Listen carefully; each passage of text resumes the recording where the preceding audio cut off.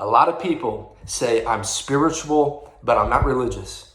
I'm assuming you've heard that. Maybe that's where you're at today. You acknowledge that there's probably a higher power. There's probably a higher being. There's something spiritual in the universe, but you don't really want to affiliate yourself with any specific organized religion. Now, I'm a Christian. I'm not going to hide that from you. I'm unapologetic about that. But what I'm not here to do is I'm not here to defend the name of religion.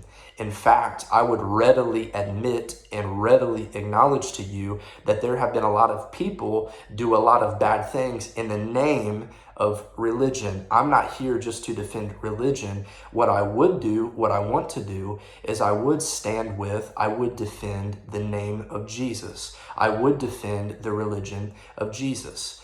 In fact, you may not know this, but Jesus himself, I'm a Christian, I believe in Jesus. Jesus himself confronted and even rebuked a lot of the religious people of his own day, saying that he had this against them, that they preached something, but then they didn't practice it. They didn't live what they believe. They did or claim to believe. They didn't practice what they preached.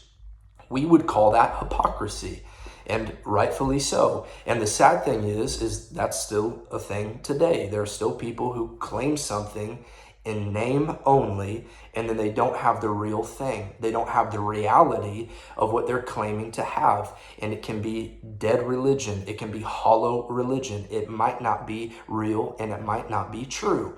But just because there's fake religion does not mean that there's not the real thing. It does not mean that there's not true religion. In fact, the Bible itself acknowledges that there is fake religion, that there is the hypocrisy thing, but there's also something true. There's also something real.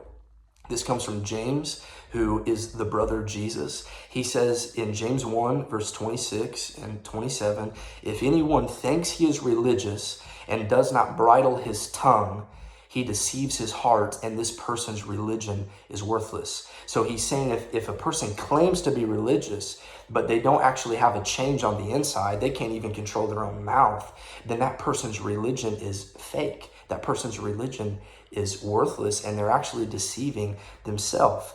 But then he says that religion that is pure and undefiled, meaning religion that is true, religion that is real before God, is this: to visit orphans and widows in their affliction and to keep oneself unstained from the world. So he's saying a true believer, a true Christian, if you will, true religion before God is to love the people around you. It will affect the way that you live. So if you really love God, if a person really has a relationship with God, then there should be evidence in their life. There should be change in their life. There should be transformation in their life. And I would say to you right now that a true relationship, a true knowledge of Jesus Christ will produce that in a person. So just because there's fake does not mean that there's not real.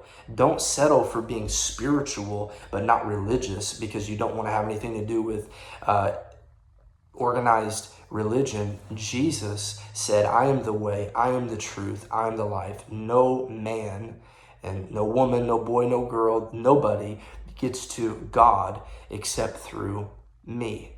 So every other way is a dead end. Don't be spiritual and not know what you're getting yourself into. You might be playing with demons. You might be messing with all kinds of spirits. Jesus said, I am the way. Don't settle for being spiritual in the vague sense, and don't settle for dead religion. Jesus Christ is alive, and he is the only way to God. In fact, he is the revelation of God to us.